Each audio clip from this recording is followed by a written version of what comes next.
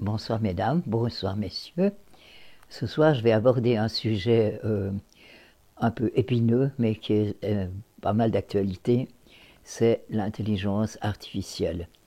Serons-nous un jour victimes de cette intelligence artificielle? Et que fera-t-on de la nôtre, qui est bêtement l'intelligence humaine? Alors, je vais traiter de ce sujet avec les cartes. Je vais tirer les cartes là-dessus. Je vais commencer comme toujours avec le tarot de Marseille, qui est là. J'étale mes cartes et je pose 5 cartes. L'étoile pour commencer. Ensuite en contre j'ai le soleil. Ensuite après j'ai la mort. En réponse j'ai la papesse. Et en synthèse j'ai la justice.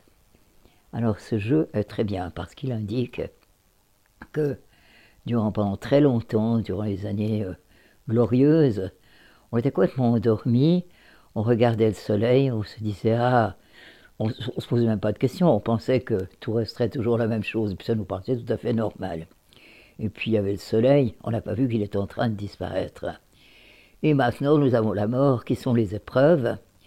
Oui, car l'intelligence artificielle, ce nouveau monde qui arrive maintenant, est assez inquiétant, car on ne sait pas ce que nous allons devenir, nous, les humains, avec notre intelligence individuelle, et notre intelligence, entre guillemets, bêtement humaine. Nous avons la papesse, ce sont justement les choses cachées qui arrivent par cette intelligence artificielle. Et nous avons la justice, qui risque d'être la destruction totale de l'intelligence humaine. Et si l'intelligence humaine disparaît, nous serons condamnés à penser tous la même chose.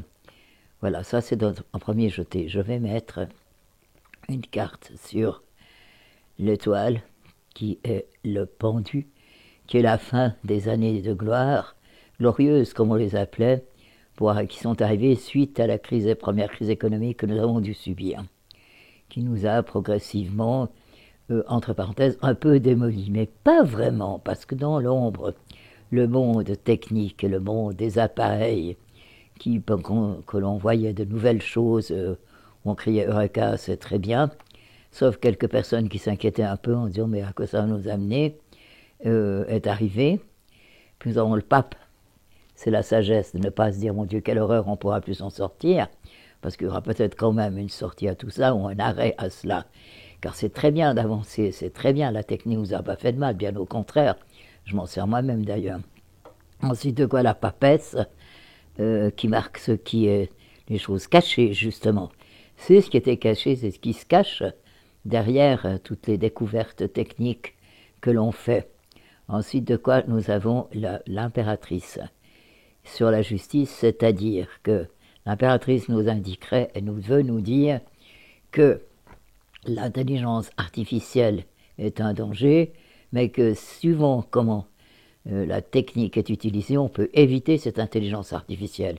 Car l'intelligence artificielle devient dangereuse. Elle est apparue il y a déjà assez longtemps, d'ailleurs progressivement sans qu'on s'en rende compte, la Lune nous le dit. Ensuite de quoi, nous, on croyait que c'était très bien, parce qu'il y a des côtés qui sont bons. Elle est apparue en force, elle apparaît d'ailleurs tout le temps, elle continue, elle est en mouvement perpétuel. Et puis elle nous fait tourner une page sur beaucoup de choses. Et je dirais que l'arrivée de l'intelligence artificielle, là, qui en arrive presque à nous détruire, a commencé à arriver quand les portables sont arrivés, les ordinateurs, les jeux mécaniques et tout ça sont arrivés. Ça a commencé à devenir un danger parce que cette technique amène à l'intelligence artificielle, parce qu'on déjà a réussi à couper les relations humaines. Et puis alors maintenant est arrivé encore quelque chose de plus dangereux qui s'appelle le chat GPT, qui permet d'avoir tout renseignement en faisant un clic et on obtient tous les renseignements. Seulement voilà, c'est exactement la même chose que si vous allez, ça a détruit la vraie recherche, parce que la vraie recherche était la suivante. Quand par exemple quelqu'un voulait un renseignement sur un auteur, c'est un exemple, il allait à la bibliothèque, il prenait ses renseignements, il prenait son temps, et c'est avec son langage et ses renseignements qu'il arrivait à un résultat qui n'était pas le même que celui de quelqu'un d'autre.